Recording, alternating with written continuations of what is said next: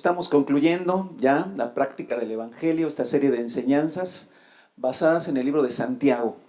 Este libro que habla acerca de la vida práctica, la vida de obras que el creyente debe tener.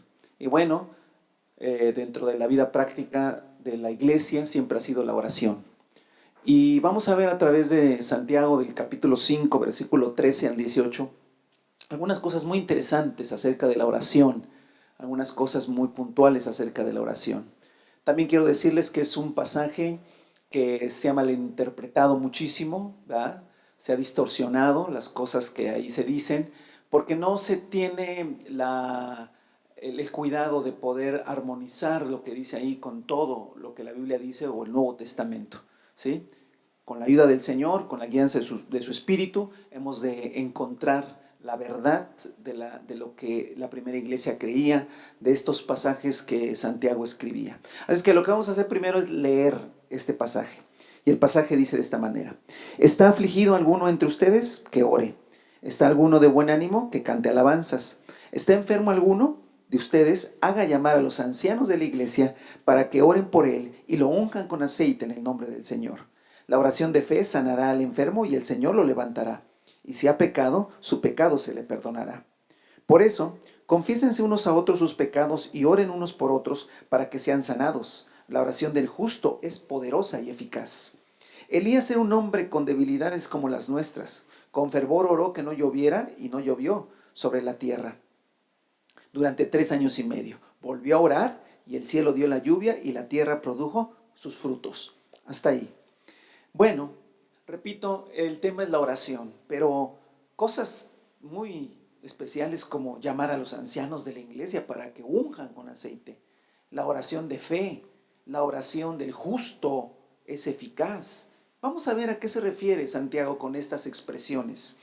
Y lo que vamos a hacer obviamente es estudiar el pasaje, obviamente también a la luz de la palabra, ¿sale? Entonces lo primero que decimos, bueno, Santiago dice, si alguno está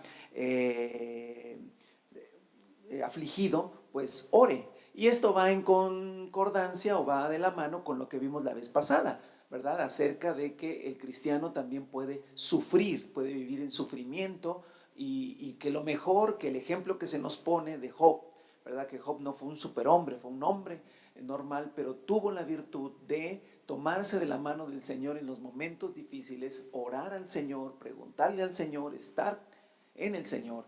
Y eso fortaleció su vida para finalmente sacarlo adelante. Santiago nos dice exactamente esto. En los momentos de aflicción, oremos al Señor, hablemos con el Señor y Él fortalecerá nuestro ser interior por su Espíritu Santo. Después dice, si alguno no está afligido, pues entonces estará de buen ánimo, cante alabanzas al Señor. Y la tercera pregunta que hace Santiago en este inicio de este pasaje es, ¿está enfermo alguno de ustedes? Y esa pregunta pues es válida, no es una pregunta rara, no nos causa ningún problema que Santiago se preocupara por el estado físico de los creyentes. Pero lo que sí suena raro de inicio es la respuesta que él da, las indicaciones que él da.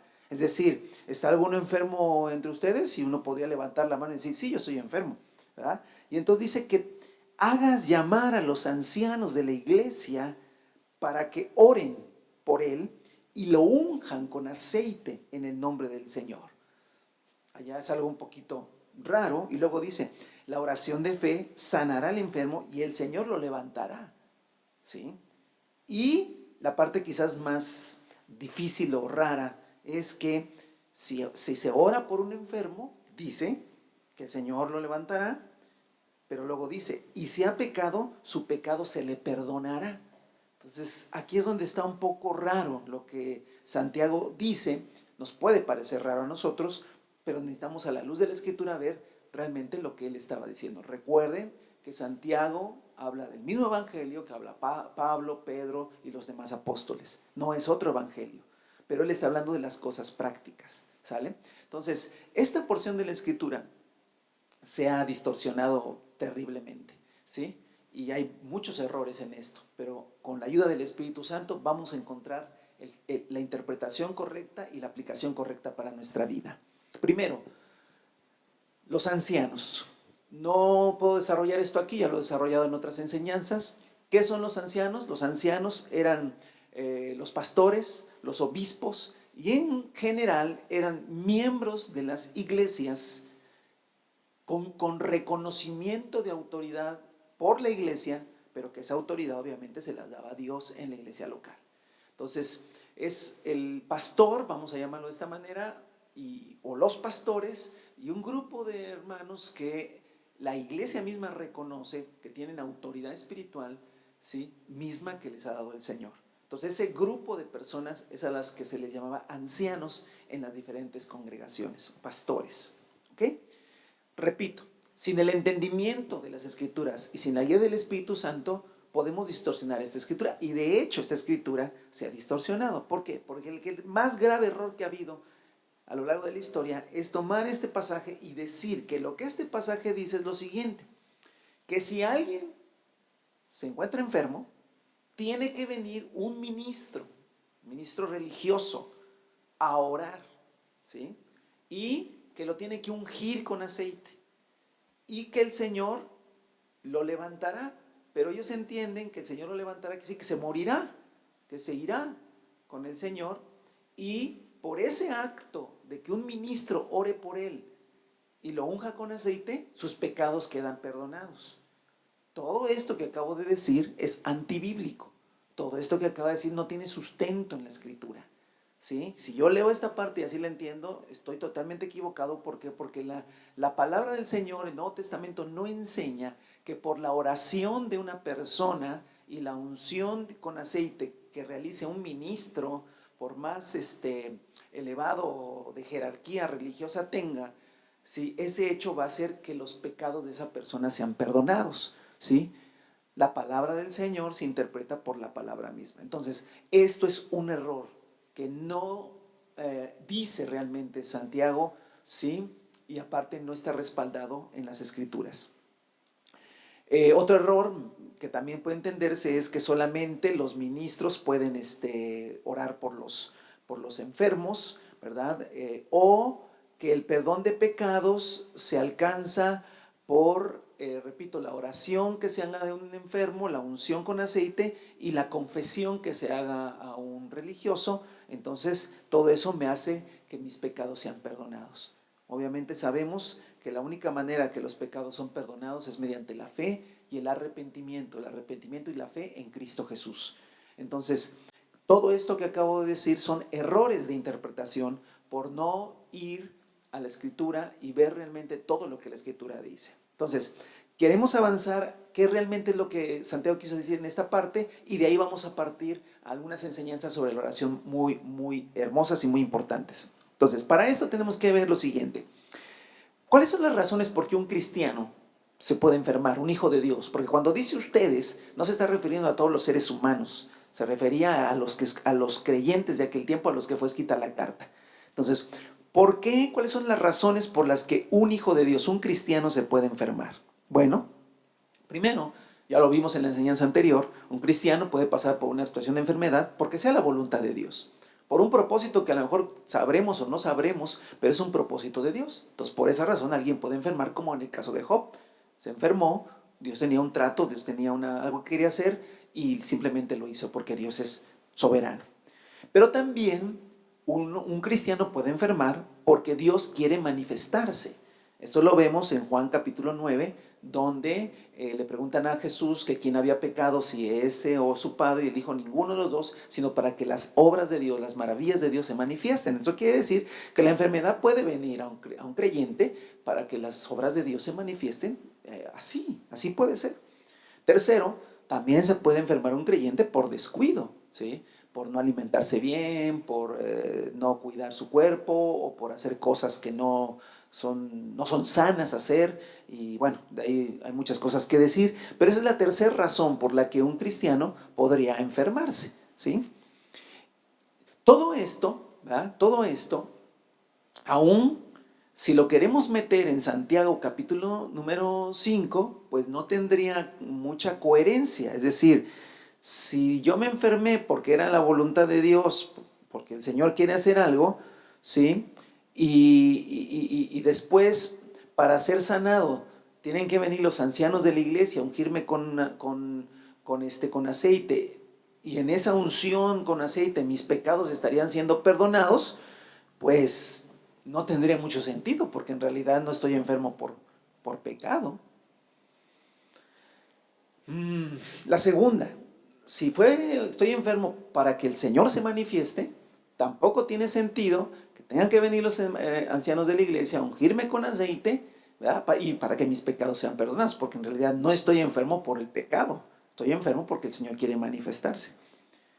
Tercero, si estoy enfermo porque me he descuidado, pues lo que tengo que hacer es cuidarme, alimentarme bien, ¿verdad? Tener una vida más sana para que yo recupere mi salud. Entonces no tiene nada que ver con Santiago. Entonces, como podemos ver, entonces, esta enfermedad a la que alude Santiago debe tener otra razón por la cual llegó al cuerpo del cristiano, de tal manera que involucre ancianos, aceite, perdón de pecados.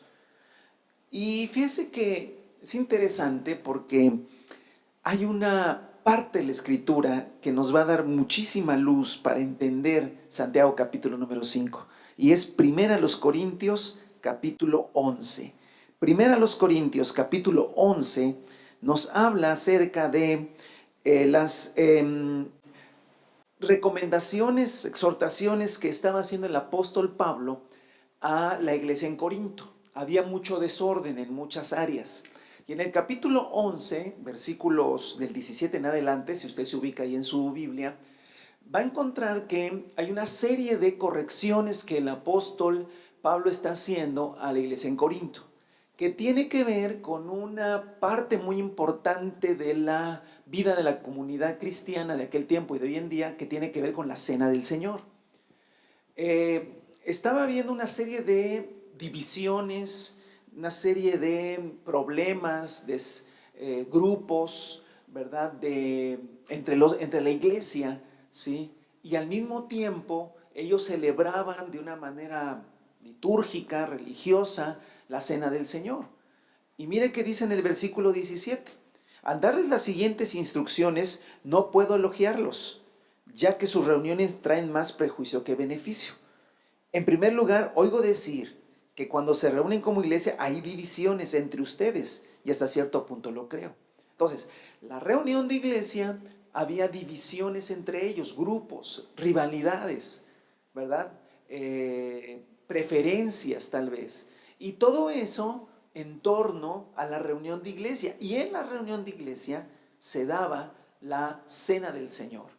Aquel momento que el Señor estableció, que teníamos que celebrar constantemente los creyentes hasta que Él regresara, que tenía que ver con el pan y el vino, que tenía que ver con el pan representando, simbolizando su cuerpo, ¿verdad? Y el vino representando su sangre, ¿verdad? Para traer a la memoria el sacrificio de Jesucristo y su pronto regreso. En ese contexto, el apóstol Pablo dice que la iglesia en Corinto está cometiendo un grave error al celebrar la cena del Señor bajo esta condición de división entre ellos. Dice versículo 20, de hecho, cuando se reúnen ya no es para comer la cena del Señor, ¿sí? Versículo 21, porque cada uno se adelanta a comer su propia cena, de manera que unos se quedan con hambre mientras otros ya están satisfechos. ¿Acaso no tienen casas donde comer y beber? ¿O es que menosprecian a la iglesia de Dios y quieren avergonzar a los que no tienen nada? Era una situación terrible. ¿Por qué? Porque estaban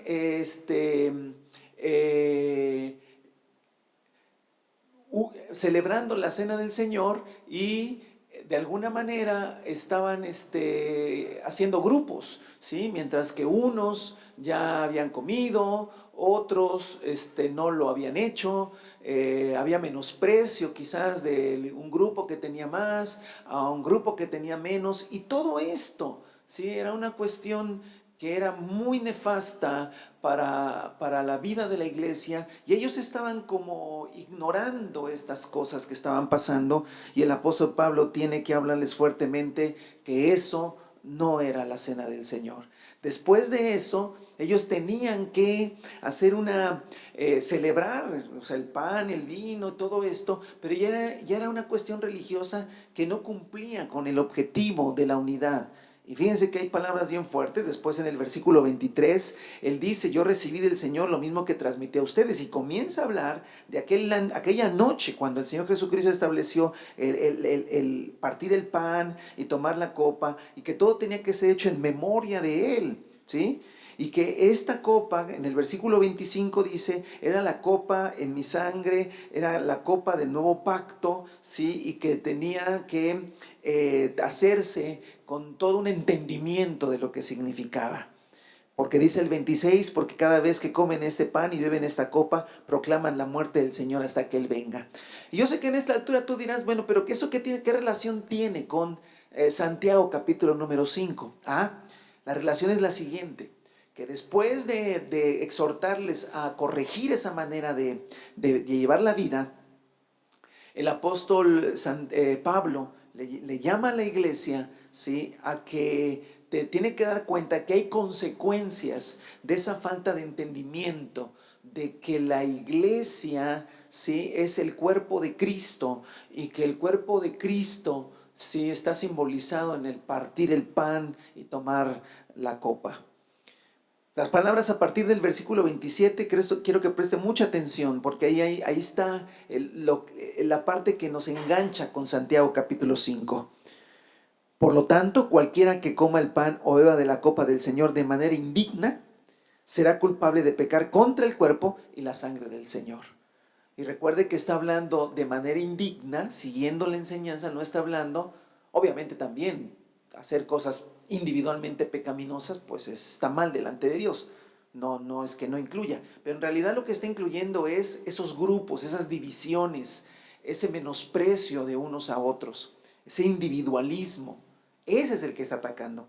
Y él dice que será culpable contra el cuerpo y la sangre de Cristo cualquiera que beba la copa de manera indigna. Luego en el 28 dice: así que cada uno debe examinarse a sí mismo antes de comer el pan y beber la copa. Hay una nueva exhortación a que no puedes participar de la copa y del pan y del vino sin antes examinarte. Tal vez tú digas, bueno, me voy a examinar de mi vida, cómo estoy delante de Dios, cómo estoy actuando. Sí, es parte. Pero también tienes que examinarte cómo estás en relación a la iglesia. Si realmente amas a la iglesia, si realmente estás integrado en la iglesia, si realmente te interesan los de la iglesia, si realmente estás preocupado por los de la iglesia y buscas la comunión con la iglesia. Si tú luchas porque no haya grupos, porque nadie sea menospreciado, porque todos estemos incluidos, porque todos seamos amados, porque todos caminemos en un mismo espíritu, en un mismo sentir. Obviamente también cuidas tu vida, que el pecado no esté en tu vida, porque afectarás a la iglesia. Pero no es solamente eso, también es cómo te relacionas con los demás. Y llega el versículo 29, que nos vamos acercando a cómo engancharlo con Santiago capítulo número 5. Y dice: porque el que come y bebe sin discernir el cuerpo, come y bebe su propia condena. Por eso hay entre ustedes muchos débiles y enfermos, e incluso varios han muerto. Ahí está. Hay otra razón por la que el cristiano puede enfermarse, ¿sí? Y esta razón es cuando no vivo en amor, en comunión con el cuerpo que es la iglesia. No veo que la iglesia es el cuerpo de Cristo. No discierno, no entiendo. Hay un menosprecio a la iglesia, crítica a la iglesia, aislamiento de la iglesia, distanciamiento, enojo, ¿sí? Hago grupos, ¿sí? Todo eso es falta de discernimiento, ¿sí? Es falta de discernir. Por eso dice más adelante: porque el que come y bebe sin discernir el cuerpo, come y bebe su propia condena. Por eso hay entre ustedes débiles y enfermos, incluso varios han muerto. Versículo 31, si nos examinásemos a nosotros mismos, ya no seríamos juzgados, pero si nos juzga el Señor, nos disciplina para que no seamos condenados con el mundo. Quiere decir que la enfermedad puede llegar como una disciplina de parte del Señor para que corrijamos nuestra actitud ante la iglesia o hacia la iglesia. Y si nosotros entendemos esta parte y vamos a Santiago, veremos cómo embona perfectamente las recomendaciones que hace Santiago en el capítulo número 5. Es que yo te invito a que regresemos al capítulo número 5 de Santiago y veamos cómo esto hace clic, ¿verdad? Para el entendimiento de lo que la Escritura nos quiere decir en Santiago capítulo número 5, versículo número 13 en adelante, ¿sí? Y nos volvemos a ubicar ahí. Miren lo que dice ahora. Ya vimos que entonces si hay una razón más por las que se puede enfermar el cristiano, y esa razón más es porque no discierne el cuerpo de Cristo, no entiende la iglesia, no vive con la sabiduría de lo que es la iglesia. Entonces ahí dice, ¿está enfermo alguno de ustedes? Haga llamar a los ancianos de la iglesia para que oren por él y lo unjan con aceite en el nombre del Señor. La oración de fe sanará al enfermo y el Señor lo levantará. Y si ha pecado, su pecado se le perdonará. Es en esta, fíjense, es en esta clase de enfermedad donde checa perfectamente que si alguien llama a los ancianos de la iglesia, fíjese que no dice que si alguien está enfermo debe ser visitado por los ancianos de la iglesia. Eso no está diciendo que los pastores no deban visitar a alguien que está enfermo, no. Pero en este caso específico es muy enfático que es la persona enferma la que tiene que hacer llamar, tiene que pedir. Es el que llama a los ancianos, a un grupo, ¿sí? de dirigentes de la iglesia, ¿sí? Que vayan a orar por él, ¿sí? Tienen que orar por él, ¿vale? Y en esta oración, ¿verdad? Dice que el Señor lo levantará, muy contrario a lo que decía hace un rato del que el Señor se lo llevará, porque la palabra griega para el Señor lo levantará no está diciendo que se va a morir, ¿sí? Lo que está diciendo levantará en griego quiere decir alguien que se levanta de la cama o que se levanta de una silla porque ha estado enfermo, así literalmente lo dice. Entonces cuando alguien es levantado es que fue sanado, ¿sí? Y el Señor lo levantará. Está hablando físicamente que entonces ya no estará enfermo. Nada que ver con que se va a morir, no, sino que será sanado, ¿sí? Será sanado por la oración de este grupo de ancianos, ¿sí? Y por ungirlo con aceite, ¿sí? Interesante también, ¿sí? No estoy diciendo que no se deba ungir con aceite a cualquier enfermo, pero en este caso es muy, muy particular el por qué tenga que ungirse con aceite a este tipo de enfermos, ¿sí? Y la parte más interesante es que sus pecados serán perdonados. ¿Por qué será perdonado? Recuerde que el pecado solamente es perdonado cuando hay arrepentimiento. Y en este caso, cuando alguien ha caído enfermo por no discernir el cuerpo de Cristo, por no entender que la iglesia es una, por menospreciar a la iglesia, por volverse individualista, por no amar a la iglesia, por no buscar la comunión de la iglesia. Si alguien ha caído en esto, ¿sí? El simple hecho de llamar a los ancianos de la iglesia ya es un arrepentimiento. Es un arrepentimiento en la práctica. ¿Por qué? Porque está reconociendo que ha pecado contra el cuerpo de Cristo, que es la iglesia, que ha pecado contra la iglesia, contra la comunidad de creyentes a la cual pertenece, ha pecado contra ella. Al llamar a los ancianos de la iglesia, les está reconociendo que se arrepiente de ese individualismo y por lo tanto esa acción tiene que ver con arrepentimiento. Y ahora sí, es bíblico, porque el perdón de los pecados tiene que ver con el arrepentimiento, ¿sí? Entonces, vean, porque lo dice realmente, ¿sí? Y la oración de fe sanará al enfermo y el Señor lo levantará, y si ha pecado, su pecado se le perdonará. La unción con aceite, símbolo del Espíritu Santo, ¿verdad? Puede significar también el volver a la comunión, ¿verdad? Volver realmente a un mismo espíritu. A que seas ungido con aceite se trata de una transmisión de espíritu, estamos en el mismo espíritu. Entonces, es aquí donde realmente concuerda perfectamente lo que Santiago está diciendo. Entonces, lo que podemos decir es lo siguiente, que la enfermedad a la que se refiere Santiago no es en general toda, sino es esa enfermedad que viene por la falta de entendimiento de lo que es el cuerpo de Cristo, ¿sí? Y el arrepentimiento está implícito en el llamar a los ancianos, plural, a esos dirigentes, a esos que pueden representar a la iglesia. Me humillo ante la iglesia, dejo que la iglesia ore por mí, ¿verdad? Y en ese acto de humildad, ¿verdad? Soy restaurado por el poder de nuestro Señor. Entonces, ahí queda perfectamente validado en la Biblia el por qué se tiene que hacer de esta manera. Así es que ahí nos deja Santiago una enseñanza maravillosa acerca de la precaución que debemos tener de hablar, criticar a la iglesia, aislarme de la iglesia, volverme individualista. Todo eso no es agradable delante de Dios. Y si llegamos a caer en algo, lo mejor que podemos hacer es llamar a los ancianos de la iglesia para que nos unjan, nos oren por nosotros y encontremos a través de ese acto de arrepentimiento, ¿sí?, el perdón de nuestro pecado. ¿Vale? Bueno, esa es la primera parte de lo que yo quería compartir con ustedes, de alguna manera dejarlo establecido, ¿sí?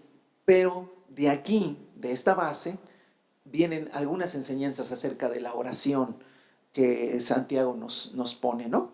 Y entonces durante estos versículos que estuvimos analizando, el Señor Santiago dice, la oración de fe sanará al enfermo. La oración de fe sanará al enfermo. Interesante. Interesante, ¿por qué? Porque en el versículo 13, cuando dice, está afligido alguno entre ustedes, ore, ¿sí? No dice que tengan que hacer una oración de fe, simplemente que ores.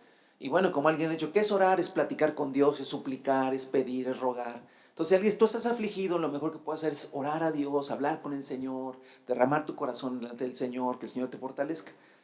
Pero en este caso, cuando ya está hablando de que ese grupo de ancianos tiene que ir a orar por aquel que está enfermo, sí dice que la oración de fe. ¿Qué es la oración de fe? Bueno, hay varias traducciones de esto de la oración de fe. Una de ellas es la oración que está marcada por la fe, ¿sí? Es interesante que literalmente en el griego, realmente la palabra oración se traduce también como un voto, ¿sí? Como una señal, ¿sí?, de un compromiso de fe, ¿sí? Es lo que realmente diría. Entonces, este tipo de oración es una oración donde tenemos que creerle a Dios, donde tenemos nosotros que tomar la promesa de Dios y hacerla, realizarla, hacerla, ¿sí? Es un tipo de fe, de oración de fe, donde lo que el Señor ha prometido, ¿sí?, ya no es una oración donde yo ruego, donde yo pido, no, sino es donde yo tengo que establecer algo que el Señor quiere hacer, quiere establecer a través de la fe. Mire, te lo pongo de esta manera. Es como cuando el Señor Jesucristo le dijeron sus discípulos, aumentanos la fe, ¿sí? Y Él les dijo, si tuvieras fe como un grano de mostaza y le dijeras a este monte, traspásate, o a este árbol, traspásate al fondo del mar, sería hecho. ¿Es una oración? Sí, es una oración, pero esa es una oración de fe. Es donde tú estás poniendo ya algo que el Señor quiere que se realice, ¿sí?, con tu boca tener que decir que se realice. Esa es la diferencia entre una oración normal y una oración de fe, ¿sí? Es lo que encuentro en la Escritura.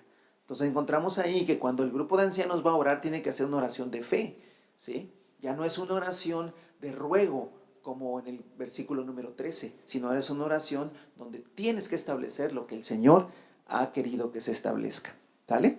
Y el Señor dice en su palabra que por su llaga somos curados y sanados. Así es que no tenemos que rogar al Señor que haga aquello que Él quiere hacer. Tenemos, en cuanto a la sanidad, tenemos y decirle al cuerpo que tiene que recibir su sanidad. Esa es la oración de fe. Ahora, adelante, Santiago en el versículo 16 dice, oren unos por otros, etcétera, etcétera, pero dice, la oración del justo es poderosa y eficaz. Quiero entrar a esta parte. La oración del justo es poderosa y eficaz. La palabra eficaz es la palabra griega energeo y significa que es una oración eficiente, que es una oración activa, que es una oración que obra, que opera, en otras palabras, que sí funciona, que se ve, que está el resultado de esa oración.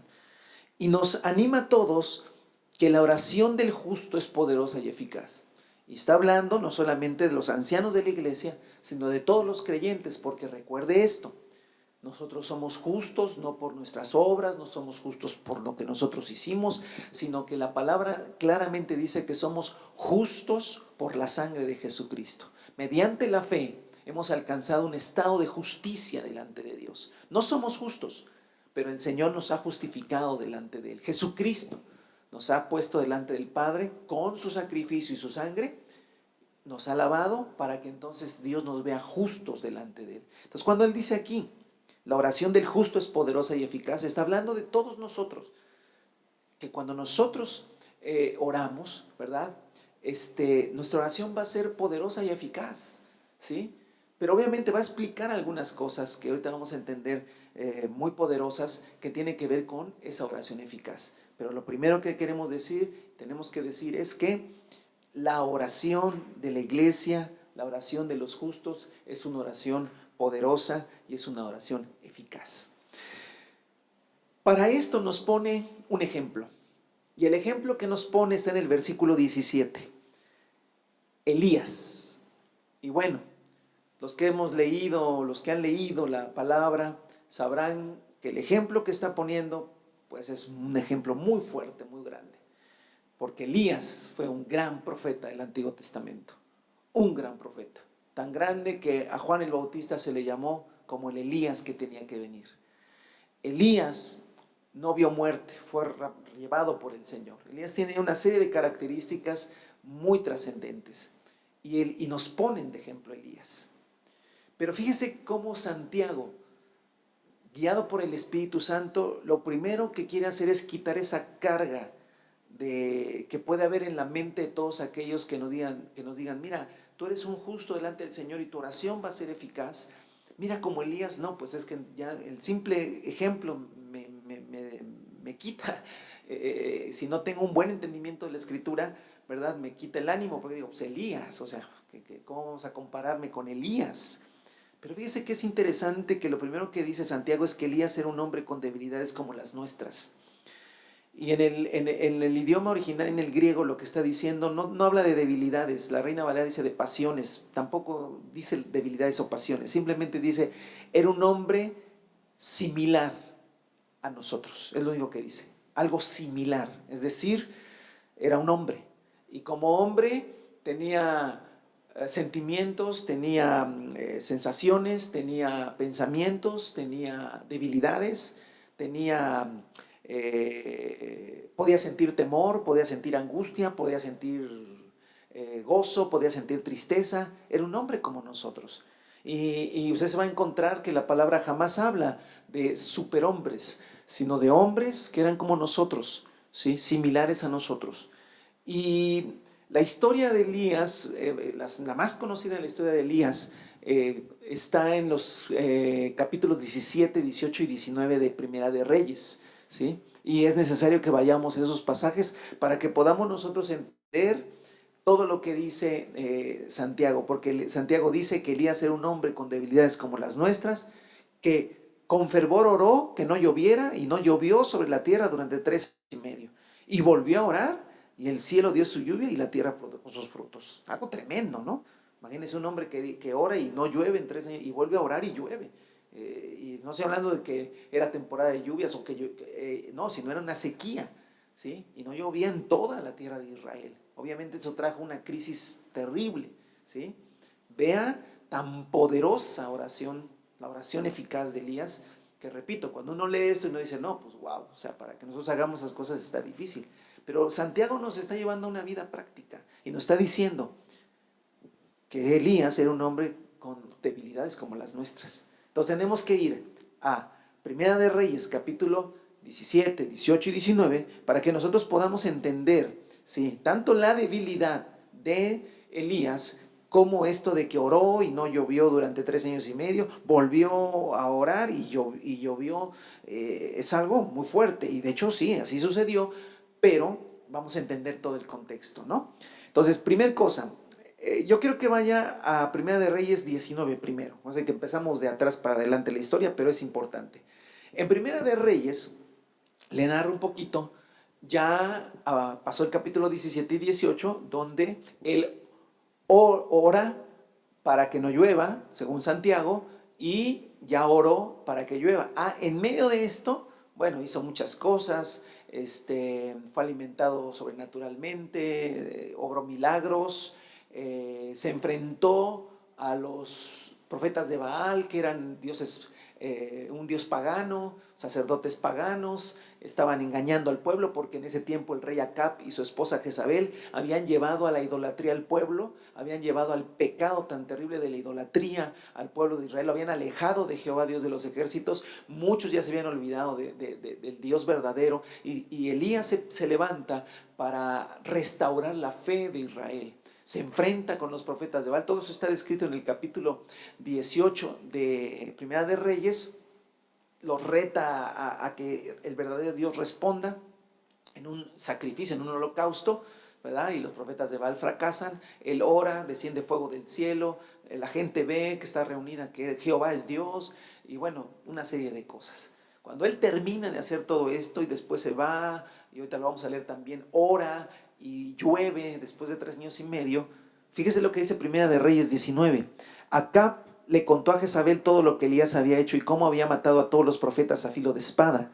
Entonces Jezabel, versículo 2 de Primera de Reyes 19, envió un mensajero a que le dijera a Elías: que los dioses me castiguen sin piedad, si mañana, los dioses de ella obviamente, me castiguen sin piedad si mañana a esta hora no te he quitado la vida como tú se la quitaste a ellos. Elías se asustó, así en la Biblia, sin tapar nada, porque la Biblia no oculta nada. Elías, ese gran y poderoso profeta de Dios, se asustó y huyó para ponerse a salvo. Cuando llegó a Berseba de Judá, dejó ahí a su criado y caminó todo el día por el desierto. Llegó a donde había un arbusto, se sentó a su sombra con ganas de morirse. Ya él estaba totalmente exhausto, deprimido, cansado, y dijo: estoy harto, Señor. Protestó. Quítame la vida, pues no soy mejor que mis antepasados. Luego se acostó debajo de un arbusto y se quedó dormido. Bueno, pues ahí podemos ver por qué Santiago dice que Elías era un hombre como nosotros, que se asustó, que se desesperó, ¿sí? Y que huyó, ¿sí? De Jezabel, ¿verdad? La historia sigue más adelante, Dios lo alimenta. Oreb, ¿verdad? Donde tiene un encuentro con el Señor. Pero lo que le quiero simplemente demostrar es lo que Santiago dice, que Elías batallaba también con los pensamientos, como tú y yo batallamos con los sentimientos. No tengan temor, bueno, a veces llega el temor. Bueno, no se desesperen, bueno, a veces llega la desesperación. Bueno, confíen, a veces llega la desconfianza. Pero él se levantaba como también nosotros nos tenemos que levantar, porque conocemos al Dios verdadero. Pero entonces queda claro por qué Santiago dice: Elías era un hombre similar a nosotros. Pero luego ese hombre similar a nosotros, que tuvo estos momentos de debilidad, tuvo también momentos gloriosos. Y entonces habla acerca de que Elías oró y no llovió en 3 años y medio. Y luego volvió a orar y sucedió el milagro de que llovió. Y esta parte también es importante que la leamos, ¿sí? Yo quiero que entonces ahora sí vayamos a Primera de Reyes 17, ¿sí? Que es donde comienza la historia en realidad, ¿sí? Primera de Reyes 17, versículo 1, es donde Santiago alude: Elías oró y no llovió en 3 años y medio. Ahora bien, dice, Elías el de Tisbe de Galaad fue a decirle a Acab, Primera de Reyes 17:1, tan cierto como vive el Señor Dios de Israel, a quien yo sirvo, te juro que no habrá rocío ni lluvia en los próximos años, hasta que yo lo ordene. Entonces la palabra del Señor vino a Elías y le dio este mensaje: sal de aquí, vete al oriente, escóndete en el arroyo de Kerit, que está en la este de Jordán, beberás agua del arroyo y yo ordenaré a los cuervos que te den de comer pan. Obviamente, al no llover por 3 años y medio, sí va a venir una hambruna, sí va a venir una crisis, ¿sí? Y esa crisis iba a traer hambre en la tierra. Y Dios le dice a Elías que se vaya a cierto lugar porque iba a ser sostenido. Pero me llama la atención algo, que Santiago dice que Elías oró. Y cuando yo leo, yo no veo que Elías haya orado, sino que Elías fue y le dijo a Acab, tan cierto como vive el Señor Dios de Israel, a quien yo sirvo, te juro que no habrá rocío ni lluvia en los próximos años hasta que yo lo ordene. Qué cosa tan más tremenda, ¿no? Ir ante un rey, el rey de Israel, que no era cualquier persona, y decirle, no va a llover hasta que yo lo ordene, hasta que yo lo hable, hasta que yo diga. Uno podría ver así, decir, wow, este hombre era tremendo, y bueno, pero él mismo lo dice, yo sirvo al Dios de Israel, yo sirvo al Dios vivo, soy un sirviente de Dios. Pero no oró, simplemente dijo lo que iba a pasar. ¿Le recuerda lo que le decía hace un rato? ¿Le recuerda que es un tipo de oración? Cuando le dices a ese árbol, desarráigate y siémbrate en el fondo del mar, o cuando le dices a esa montaña, muévete, o cuando le dices a esa enfermedad, quítate de aquí. No estás orando, pero sí estás orando, porque Santiago dice que oró, ¿sí? Y en realidad, si nosotros lo vemos, no oró en lo que nosotros llamamos oración. Él dijo lo que iba a pasar. Claro que no lo dijo de su propia cosecha, no lo dijo de su propia mente, lo dijo porque él había recibido de Dios que eso tenía que suceder y que eso tenía que ir a decir, y que la próxima vez que lloviera era porque Elías lo iba a decir, porque obviamente Dios se lo iba a decir, no porque Elías fuera autónomo. Elías era un siervo de Dios y hacía y ejecutaba lo que el Señor quería. Entonces, una vez más comprobamos que hay un tipo de oración, ¿verdad?, donde no le digo a Dios que haga, ¿verdad?, lo que yo tengo que hacer o decir que suceda, porque entonces se hace en la tierra la voluntad del Dios de los cielos. Entonces, viene esto y aquí está, sucede, y efectivamente, 3 largos años y medio de sequía en Israel. Obviamente están desesperados. Acab, la historia dice que Acab, el rey, busca desesperadamente a Elías, porque al principio quizás no creyó lo que Elías le dijo, pero al cabo del paso del tiempo, Acab cayó en la conclusión que no iba a llover hasta que Elías viniera y hablara. Y lo busca por todos lados, pero Elías es escondido por Dios, y hasta los 3 años, hambre, muchas situaciones tremendas en Israel, aparece Elías, ¿sí? Y en el capítulo 18 se nos habla efectivamente de la otra parte de lo que Santiago dice. Y Elías oró y llovió. Y eso está en el capítulo 18, al final, en los versículos 41 al 45. Voy a leer esa parte para que veamos lo que Santiago decía, que después de 3 años y medio, ahora Elías vuelve a orar y llueve. Versículo 41. Entonces Elías le dijo a Acab, anda a tu casa y come y bebe, porque ya se oye el ruido de un torrentoso aguacero. Recuerde, 3 años y medio sin lluvia. Y él le dice al rey, vete a casa, porque viene ya se oye, creo que nada más lo oía él, porque nadie lo oía, el torrentoso aguacero, ruido de un torrentoso aguacero. Acá se fue a comer, a beber, pero Elías subió a la cumbre de un monte, que era el Carmelo. Todo eso no son leyendas, existe el monte Carmelo hasta la fecha. Se inclinó en la montaña, ahí arriba, se inclinó hacia el suelo y puso el rostro entre las rodillas. Tomó esa posición, arrodillado y el rostro entre sus rodillas. Obviamente debe estar orando, no se dice exactamente, pero hacía eso. Ve y mira hacia el mar, le ordenó a su criado. Y el criado se fue hacia el Carmelo. Desde el Carmelo se puede ver el mar. Y vio hacia el mar, ¿sí? Y el criado le respondió, no se ve nada. Y luego el escritor de Primera de Reyes resume que 7 veces le ordenó Elías que fuera a ver. Nosotros lo leemos así y decimos, bueno, 7 veces, pero a ver, vamos a tratar de imaginarnos. Ya le dijiste al rey que se fuera porque se oye un aguacero.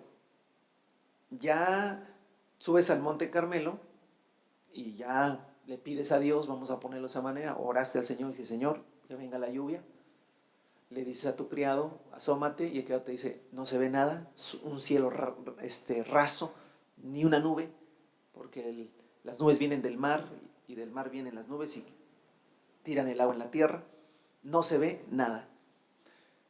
Vuelve a tomar esa posición Elías de inclinarse, arrodillarse, poner el rostro entre sus rodillas y vuelve otra vez a decirle a su criado, asómate. Vuelve el criado y se asoma y le dice, no hay nada. Elías vuelve otra vez a hacer la misma acción, no sé cuánto tiempo se tardaba, si eran medio minuto, 15 segundos, o se tardaba un minuto, 2 o 3 minutos, no lo dice ahí la escritura, pero una vez que terminaba por tercera vez de hacer eso, le dice al criado, asómate. Se asoma el criado y le dice, no se ve nada. Cualquiera de nosotros dice, bueno, ¿qué está pasando? Algo está fallando aquí. ¿Por qué? Porque tenía que llover o tiene que llover. Bueno, lo intentaré una vez más. Cuarta vez, hace exactamente lo mismo, le dice a su criado, ve y asómate, y nada. Cualquiera de nosotros, repito, tu mente te engaña, tu mente te juega, tu mente te dice, esto no va a funcionar. Vas a quedar como un mentiroso, vas a quedar como un impostor, vas a quedar como alguien que se inventó todo esto. Vuelves a arrodillarte, vuelves a inclinarte, vuelves a estar ahí, no sé, rogando, pidiendo, gimiendo, como sea, no lo dice, qué exactamente era. Le dice al criado, vuelve otra vez a asomarte. Va el criado la quinta vez, asoma, por más a lo mejor trata de ver algo y no, nada. A lo mejor la cara de Elías, nada. Una vez más, a la sexta vez, nada. Una séptima vez. Y entonces dice, 7 veces le ordenó Elías que fuera a ver. Y a la séptima, el criado le informó, desde el mar viene subiendo una nube, es tan pequeña como una mano. Entonces, lo que vio no fue un nubarrón, vio alguna nube que se iba formando. Y Elías dijo, ve y dile acá, engancha el carro y vete antes de que la lluvia te detenga. Las nubes fueron oscureciendo el cielo y luego se levantó el viento y se desató una fuerte lluvia. Ahí está. Y ahí entonces es donde Santiago dice que Elías, siendo un hombre igual a nosotros, oró y no llovió en 3 años y medio, y oró y llovió. Cuando vamos a leer la historia te das cuenta de que hay cosas como estas, de que no oró la primera vez y ya llovió, sino que tuvo que estar 7 veces haciendo lo mismo, no sé cuánto tiempo estuvo ahí, pero llovió finalmente. Y entonces uno dice, wow, no hombre, la fe de Elías tremenda, ese hombre tan tremendo, tan persistente, y podríamos, y de hecho he escuchado enseñanzas acerca de que Elías era un hombre persistente, que nosotros somos muy dejados y que nosotros no perseveramos y que ahí está el resultado de la perseverancia, de que deberíamos ser como Elías, que no se desanimó, etcétera. Y no estoy muy de acuerdo con ese tipo de enseñanzas porque lo que hace es exaltar al hombre. Y la Biblia realmente enseña que quien dé la gloria, entonces, en realidad no fue así. Fue así. ¿Cómo que no fue así? Sí, no fue así. No es que Elías tuviera algo que nosotros no podemos tener. Es que leímos Primera de Reyes 18, 41 al 45. Pero si leemos Primera de Reyes 18 al principio, mire lo que dice en el versículo 1 al 3. O sea, ya ahora me regreso. Dice, después de un largo tiempo, en el tercer año, esto es antes de todo lo que acabamos de leer, la palabra del Señor vino a Elías y le dio este mensaje. La palabra del Señor vino a Elías y le dio este mensaje. Ve y preséntate ante acá, que voy a enviar lluvia sobre la tierra. ¿Vale? Así que Elías se puso en camino para presentarse ante acá. Y bueno, se presenta y viene toda la historia. ¿Por qué Elías persistió? Porque en Santiago, la traducción NBI y también la Reina Valera dicen que Elías oró fervientemente a Dios y llovió. Y uno puede irse con la finta, como dicen por ahí, de que entonces lo que hizo que lloviera fue lo fervoroso de la oración. Y entonces alguno piensa que entre más fervor le pongas a la oración, más enjundia, más ganas, ¿verdad? Entonces, pues Dios va a escuchar porque ve que le echas muchas ganas a la oración. 7 veces, entonces eso es fervor. Pero descontamos una cosa, ¿cuál? Que Elías ya sabía que iba a llover. Elías ya sabía que iba a llover. ¿Por qué ya sabía? Porque Dios se lo dijo. Elías no, a ver, no es que Elías era una persona, yo no digo bueno o mala, simplemente una persona que dijo, pobrecito de Israel, ¿verdad? Que no ha llovido en 3 años y medio. Voy a pedirle a Dios que ya le calme el Señor la ira y que ya les envíe lluvia, porque pobrecitos de los israelitas como yo, Elías, soy muy buena persona, ¿verdad? Voy a pedirle a Dios y me voy a poner a orar, Señor, dales ya la lluvia, perdónanos, ten misericordia, etcétera, etcétera. ¿No? Y entonces Dios no hacía caso, pero Elías se lo pidió una vez y Dios no le hacía caso y entonces Elías se lo pidió 2, 3, 4, 5, muchas veces y entonces más o menos y hasta podíamos tomar a la viuda del ejemplo de Jesús de Lucas 18, ¿verdad? Y decir, bueno, es que fue persistente como la viuda. No, es que estamos descartando algo, ¿qué? Que Elías no determinó que ya fuera tiempo de que lloviera. Dios le dijo, Elías, ahora sí, preséntate acá porque ya va a llover. ¿Quién determinó que iba a llover? Dios. ¿Quién estipuló el tiempo de que la lluvia vendría? Dios, no Elías. Y lo único que hizo Elías fue ejecutar los planes de Dios en la tierra. Por eso la oración de Jesús, venga a tu reino, hágase como en el cielo, aquí en la tierra, es exactamente esto. La oración tiene que ver con esto.